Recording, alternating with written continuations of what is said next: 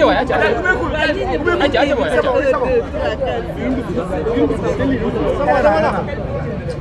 alors jërë ngeen jëf mbokk yi xarit yi ñu ngi jàkkaarloo ko ak Helping Children ren nag ñu doon joxe ndogu ci rond-point Yoff bi donc ñu bàyyi leen benn par benn ñu yëkkati ay kàddu jàkkaarloo presse bi tey Yabo ñu ngi leen nuyu yow moom kenn dootu la présenté parce que xam nañ grand doo wàcc tuuti rek kàddu koy njëkk a yëkkati maa ngi leen di nuyu di leen ziar di leen baalu ak di leen baal xoolal caméra yi di leen nuyu di leen ziar di leen baalu ak te di leen baal ak xoolal caméra bi voilà tey Helping Children dañoo jug pour séddoo ak nit ñi bu doonte 30 minutes ñu am ko bànneex may nit ñi ñu ndogu te yàlla rek a tax ndax dañ nekk ci weeru koor muy weeru yërmande weeru partage weeru dimbalante ak defante lu baax loolu nag moo ñu yëkkati tey. alors naka nga gisee seen concept bu bees bi ngeen créé bi mooy premier épisode bi wala daaw defoon ngeen ko wala ak nan ngeen def ba tey. non ren lañu dégg man décembre bi lañu commencé partager xale yi ay cadeaux neexal leen passer quelques bons moments ak ñoom fecc ree waxtaan wëy ñun dañ fee nekk daal juste pour loo xam ne lépp xale yi la rek neexal xale ne veut pas dire que duñ leen yar dañ leen di neexal bu neexal jotee bu yar jotee it dañ leen di yar wax ak ñoom teg leen ci yoon. pour ñu xamul Helping Children qu'est-ce que ça signifie lan mooy concept bi de quoi ça parle.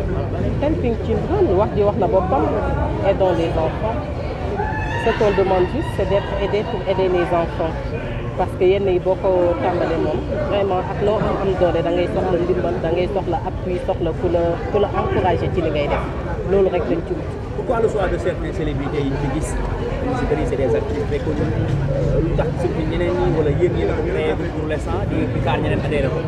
waaw ñun amuñu limite ku ñëw ñu fat la ku ñëw rek ñu fat la mais dafa fekk ñun ñoo toogoon ci waxtaan la affaire yi jógee bébé si moo am idée bi mu amee idée bi ñu waxtaan ci jubóo boobu ba léegi ñu ànd nag di ci dox te lépp a ngi rafet dara ñaawul. côté organisation comment ça se fait naka ngeen di def ba am fond pour mën a joxe ndogu parce que ndogu c'est de l'argent day jar dajale xaalis naka ngeen def ba am koppar pour mën a taxawal nii. xam nga dañ nekk dëkk boo xam ne Sénégal nit ñi dañuy bëgg a def social mais amaan na ñenn ñi ndeysaan duñu jot a gis koo xam ne dañ jël social bi tey ne la am donc am na ci bunt yoo xam ne boo fëggee rek à l'instant dañuy faj sa soxla ci ñu mel noonu rek la yàlla def ñuy daj.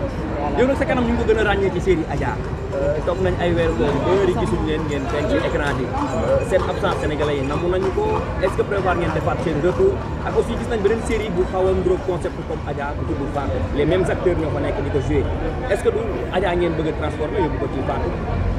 non ça n'a absolument rien à voir d'ailleurs Fatou mooy actrice principale Adja la loolu beneen kii la loolu mënuma ci wax waa Marodi ñoom ñoo ci mën a wax amul benn acteur bu mën a taxaw tey na leen lii moo tax série Adja amatul wala loolee tax ñu arrêté ko ci ñoom la dépendre rek ñun ay acteurs lañ suñ ñu woowee pour ñu liggéey dañuy liggéey li tax mu arrêté it xamuñ ci dara man bokk man xaw ma ci dara. yow en tant qu'actrice jàppoon ni c'est le même concept Adja ak Fatou c'est les mêmes rôles les mêmes personnages. non c'est diamétralement opposé c'est diamétralement opposé concept yi du benn en fait.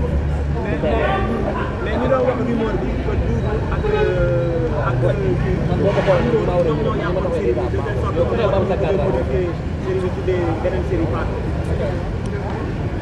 loolu mënuma ci tontu parce que ay rumeur la rek ñun ñëpp amul benn acteur bu mun taxaw ne la lii moo yàq série Adja franchement du loolu. merci kay ma ne.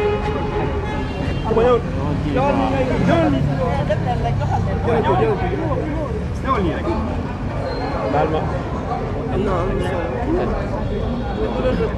Diagne. waaw na question yi gàtt. booy mënoo noppi yow dafa ñëw. ku nekk rek 5 minutes. ñu ne 3 minutes benn.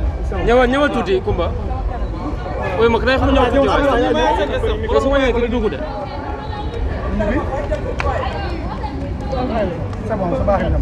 ñu ne ma alors mbokk yi xarit yi bébé si moom it bokk na ci membre Helping Children ñu fekk ko ci rond-point Yoff ñu doon joxe ndox bébé maa ngi lay nuyu bàyyi la nga nuyu Sénégalais yi. maa ngi lay fay di nuyu suñu mbokku Sénégalais yi di leen sant di leen ziar di leen baalu àq ci weeru koor bi. ren Helping Children ngeen ko doon waa Helping Children lañ ñu woo Helping Children nag ñu na turam mais dafa yaatu parce que à la base dañoo jugoon pour jàppale xale yi nga xamante ne ni seen loxo jotul seen ginnaaw wala gisuñu waajur gisuñu ku leen jàppale ils sont pas ñi nga xamante ne ils sont pas épanouis donc loolu moo nekkoon concept bi ba tey jii ku ne xam nañ dañu nekk ci weeru koor donc ñu am suñu association ñu ne duñ ko yemale ci xale yi kese weeru koor gi ku ne xam na ni am na ñoo xam ne donc ci mbedd bi la lay fekk ndax embouteillage yi ak les aléas de la vie donc am ñoo xamante ne liggéey moo leen nekk mooy tax ñu nekk ci mbedd bi donc am ñoo xamante ne tamit ñu ngi ci mbedd yi tax amuñu lu ñu ndogoo donc tey ñooñu ñëpp lañ dajale pour jàppale leen malgré que mënuñu def lépp sax mais ñu def li nga xamante ne nii moom lañ mën ak di tolloog suñu doole. donc association bi hormis weeru koor di ngeen def yeneen activité. waaw hormis weeru koor dinañ def yeneen activité parce que bëri na ay affaire sax yoo xamante ne tamit ñu ngi koy def ci suuf mënuñoo matale lépp mais bëri na yoo xamante ne nii ñu ngi koy liggéey ci suuf.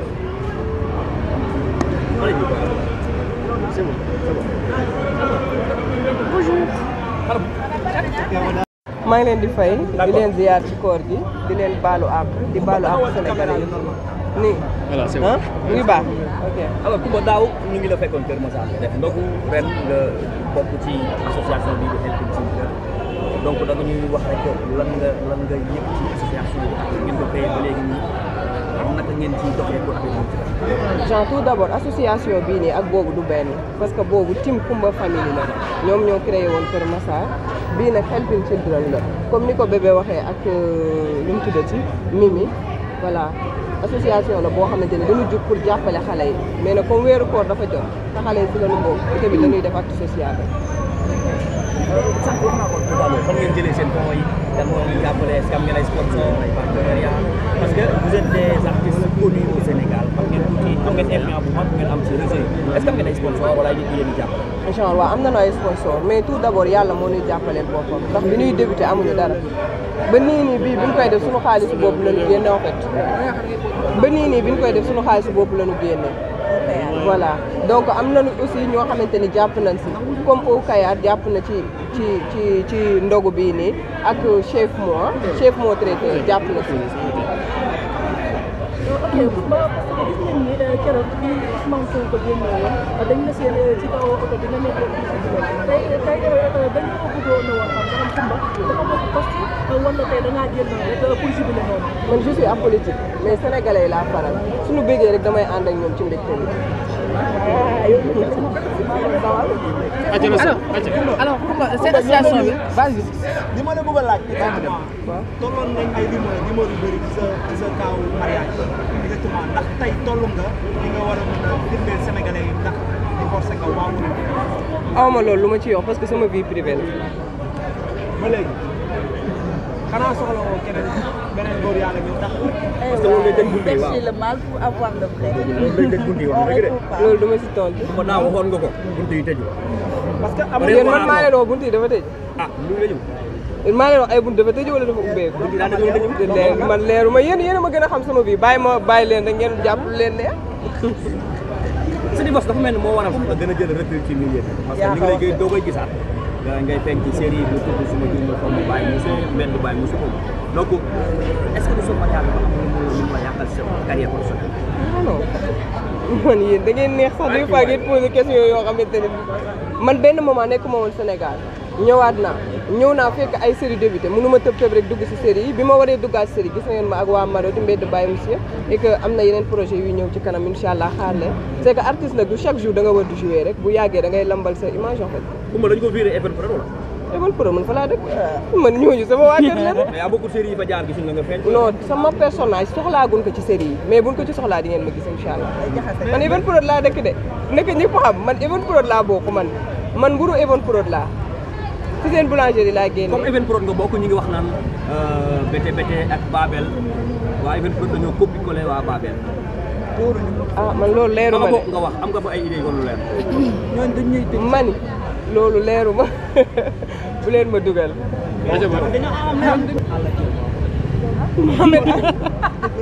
Mohamed Alla Diop jàngkat. man des rumeurs que ni da ngeen nekk en couple ñaar. ay yow kon de loolu yëguma ko woon. loolu yëguma ko. yaa yëguma ko. ndeysaan loolu yëguma. mais Mohamed c'est mon jumeau. mais alors Coumba la moo tax kooku yàlla moo ma boole ak moom defal naa ko ndax xam nga des fois sénégalais yi dañuy jàpp lu leen neex kooku yàlla moo ma boole ak moom muy sama jumeau man donc foofu rek laa mën a yem leneen li si des nag lu waay jàpp loolu yow la. alors Coumba la moo tax la plupart bu baax daa mu def. Diagne waxtaan bi jeex na Diagne wul fi allez-y. alors Coumba la moo tax la plupart dañuy gis célébrités yi bu ñu xasee ba dugg si mariage génnaat si day tomb longue durée bi nga xam ne nii bu ñu duggaat si c'est tout un problème lan moo koy def. xam nga sëy yàlla moom moo koy takk mais xam nga sëy yàlla moom moo koy takk bu ko yàlla jeexalee day jeex bu yàlla namaatee nga dugg si tey da nga siy duggaat bu ko yàlla namaatul doo si dugg donc loolu du ay affaire de célébrité wala keneen gis nga fii ku dul célébrité tas tey suba mu am jëkkër loolu yàlla la gis nga ku toog ay ati at te du dégg sax alxayri loolu yàlla la donc lu am rek yàlla la. mais ki nga voyagé àndal ci bitim réew wax ne que da laa def ñaareel muy Assane.